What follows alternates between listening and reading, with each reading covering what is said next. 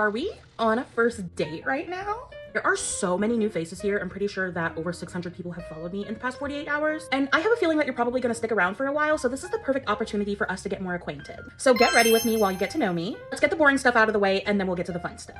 If you could not tell by my screen name, my name is Nefertiti. Yes, that is my real name. My dad is the one who named me and he is quite the character, so it is just fitting that he would give me the most crazy name possible. I actually used to hate my name growing up because I hated the fact that nobody could ever pronounce it. Also, most kids just don't like feeling othered, and I felt like my name was so strange in comparison to everyone else around me. But I actually have grown to appreciate my name now, especially because there's not very many people in the world that have this name. I already got makeup on my headband and that's gonna drive me nuts. My birthday is on Wednesday and I'm approaching nursing home age. At least that's what the kids on TikTok make it seem like. I'm turning 26.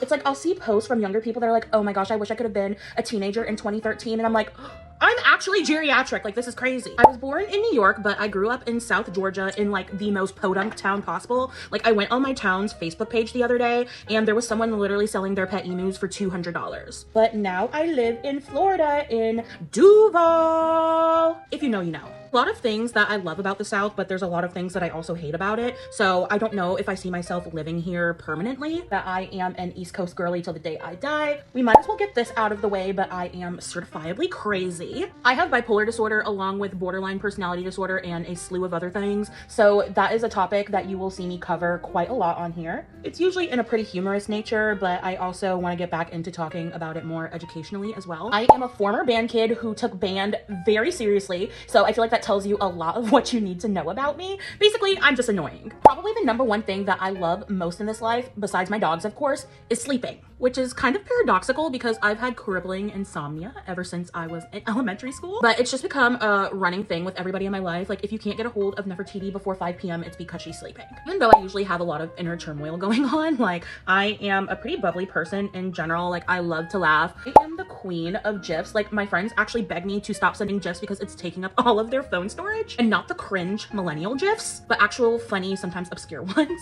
I was truly born in the right generation because I love my phone and I love the internet. Like, from the moment that I was old enough to know how to use a computer, I have always been on the internet, which is probably not a good thing. Like, I have had some crazy experiences from unmonitored internet usage when I was younger. I have such a Tumblr personality, but I hated the user interface of Tumblr. So I just interacted with everything from Tumblr that was reposted on Instagram. But I am also a very bad Twitter addict. Like, I've been using Twitter for probably like 13 years now. Something I get made fun of for a lot by my friends is that I am just really attracted to grandpas. And I'm not even exaggerating when I say grandpas. Like, for some reason, I am just obsessed with old men. Sometimes I'll see people talk about age gap relationships on here and the age gap will be like 5 or 10 years. I'm like, come back to me when the age gap is 15 to 20 plus years. Like, those are amateur numbers. As far as guilty pleasures, to quote Jemima Kirk, my guilt is never pleasurable. On a serious note, my guilty pleasure is I am obsessed with everything that has to do with Tofia Chu. I know everything there is to know about her lore. Like, I fell down the worst rabbit hole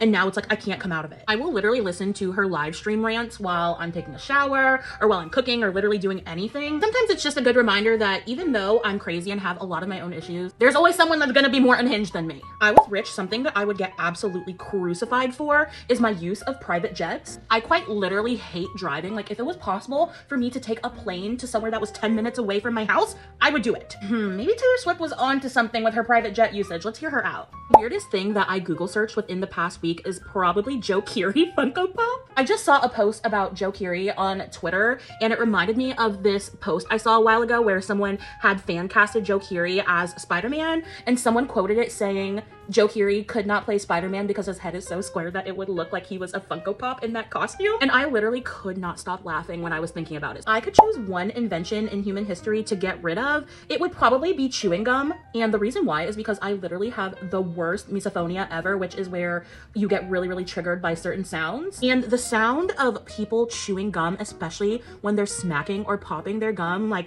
I've quite literally had panic attacks over it. I've almost ended friendships because of it. Like, it is really bad. Like, we have breath mints. We do not need to be chewing gum, at least not around me. One of the most bizarre coincidences that has ever happened to me is when I was traveling with my family to Kentucky when I was in elementary school, and I literally saw a girl from my elementary school at a gas station in Kentucky. Like, how the heck does that even happen? The weirdest compliment that I have ever gotten is when someone commented on one of my TikTok videos saying that the way my mouth moves whenever I speak is very satisfying, which is kind of like weird to know that people are perceiving me to such a degree, but I don't know, it's kind of weird and kind of funny and kind of cool all at the same time. If I had to describe my vibe as a kitchen utensil, I would probably choose a potato ricer because it is one of the most useful and innovative things ever, but it's so underappreciated. Like, why don't more people use potato ricers? If someone were trying to summon me in a dark magic ritual, there are 3 very specific items that they would need in order to conjure me. The first thing would be a bag of circus peanut candies, but specifically from the Melsters Candy Company, no other brand, specifically those. We'd need this exact picture of Andrew Garfield. It was literally my laptop screensaver for years when I was younger. Like, I have been standing Andrew Garfield since the beginning. And a DoorDash gift card because my obsession with DoorDash knows no bounds. Something that I do that makes perfect sense to me that confuses everybody else is that sometimes I'll leave my food out on the counter for like an entire day or maybe even up to 2 days. And I do this specifically with like leftovers from takeout because I feel like whenever you reheat the food after it's been in the fridge, it never tastes good and it never tastes the same. And I've never gotten food poisoning from doing that, so I'm probably not going to change my habits anytime soon. I am very easily annoyed, so of course I have several pet peeves. Some of them are more rational than others. I literally hate people who always feel like they need to have the lights on when they're at home. Maybe it's because I have chronic migraines, maybe it's because I'm secretly a vampire and haven't discovered it yet, but I hate having the lights on. Like, it either needs to be very soft ambient lighting or natural lighting. Like, I just hate having the overhead lighting on. I hate when I'm telling people something that's like of relevance to me or like maybe something that I'm excited about and they just reply cool or nice. To me, it just shows that there's such a severe lack of effort when it comes to engaging in a conversation in an earnest way, and it bothers me so much. I cannot stand when people don't talk at the correct volume, whether it's being too soft and mousy. Like, I can't stand mousy people. But I also cannot stand people who are just obnoxiously loud and doing the most all the time. Like, you're a grown adult, you should have grown out of the hot Cheetos at 7 a.m. phase by now. I also can't stand people that are bad conversationalists and don't understand how to move a conversation forward, especially when you're actively asking them questions and they're not asking you the same questions in return or asking you questions at all in general. I also cannot stand when I ask someone how far away something is and they answer in miles and not minutes. If I were to pick 5 movies that someone absolutely needs to watch in order to get to know me as a person or to understand my taste, it would probably be Jane Eyre, the 2011 version, definitely Atonement, Interstellar, which is probably my favorite movie of all time, Phantom Thread, and Bones and All. That video was getting way too long, so I just finished everything else off camera. Thank you for listening to me yap about myself, and if you made it this far, I want you to comment and tell me what your weirdest, most irrational pet peeve is. Bye!